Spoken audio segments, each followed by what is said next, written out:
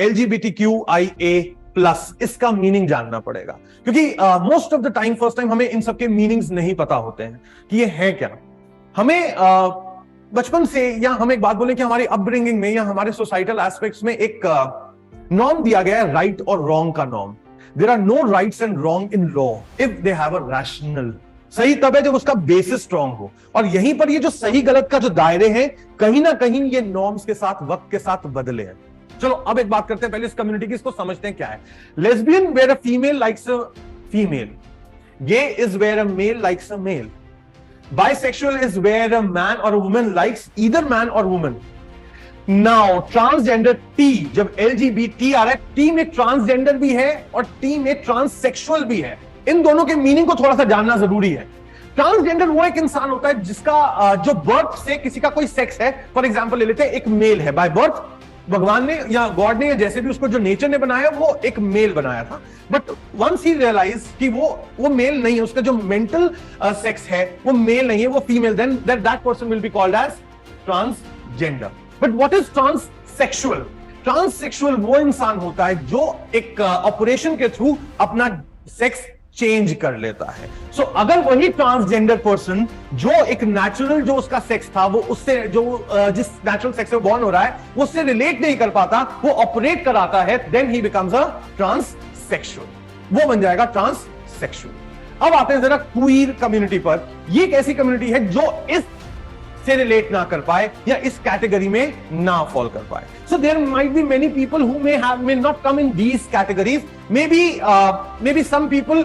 सी, हर जगह पर जब हम जाते हैं तो जरूरी नहीं है कि एग्जैक्ट सेम चीजें हर बार एक कैटेगराइज में फॉलो करें। मैं यहाँ पे क्वीर कम्युनिटी के लिए एक जूरिस्प्रूडेंशियल एस्पेक्ट को लिंक करने का मेरा मन कर रहा है, जो आप लोगों को समझा रहा हूं। एक दिन जब मैं जूरिस्प्रूडेंस अपनी PhD में कोर्स वर्क कर रहा था, तो मुझे एक चीज बड़ी अच्छी पढ़ाई गई। इसे कहते हैं डीकंस्ट्रक्शन थ्योरी।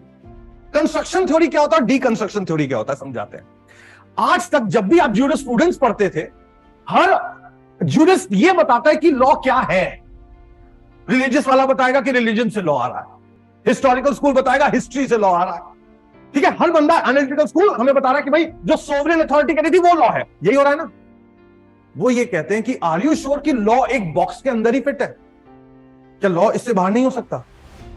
जो हम पहले रिकॉग्नाइज नहीं कर रहे थे, क्या वो लॉ नहीं है?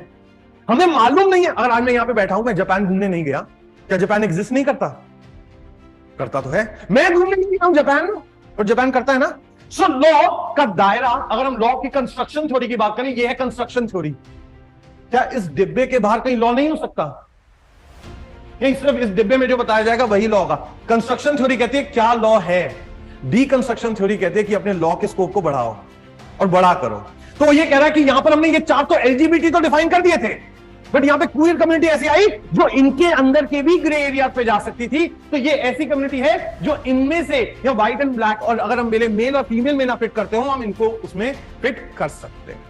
That's a bigger rainbow umbrella if I want to put it like that. फिर आता है इंटरसेक्स। ये क्या है सर? इंटरसेक्स, अगर एक मेल और फीमेल जब बॉर्न होता है और उसके जेनेटिलिया, जो उसके सेक्स ऑर्गन्स हैं, अगर उसमें मेल और फीमेल का कुछ मिक्स है, कुछ अंश है, हो सकता है 90% मेल 10% फीमेल, या 90% फीमेल 10% मेल, कुछ जेनेटिलिया में मिक्स है चीजें, अगर जेनेटिलिया बिल्कुल नॉर्मल ना हो, तो ऐसे केस को हम इंटरसेक्स की कैटेगरी में डालते हैं। फिर आता है केस एसेक्सुअल का। एसेक्सुअल वो लोग होते हैं who does not make a choice to enter into any cooperation। ये ऐसे लोग होते हैं जो किसी से भी नियर नहीं करते, या किसी के साथ भी सेक्सुअल ओरिएंटेशन के ऊपर नहीं जाते। These are category of asexual, जो जिनकी कोई सेक्सुअल ओरिएंटेशन की चॉइसेस ना हो या वो अवॉइड करते हो, they are coming in the category of asexual. But अभी भी एक साइन दिया लास्ट में, हमारे लिए बच गया plus.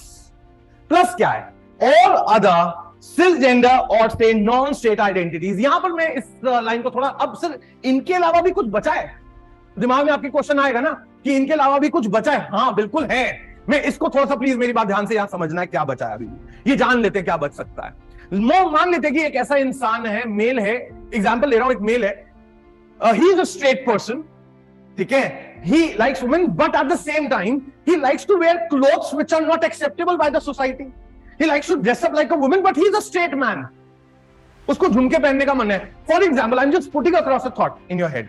So he is not coming in any of these categories, right? So still he will be part of this community. So what is this umbrella? If I say the rainbow umbrella that I put across an LGBTQIA+, this is an umbrella which brings in every human being who is not coming in the category of male or female.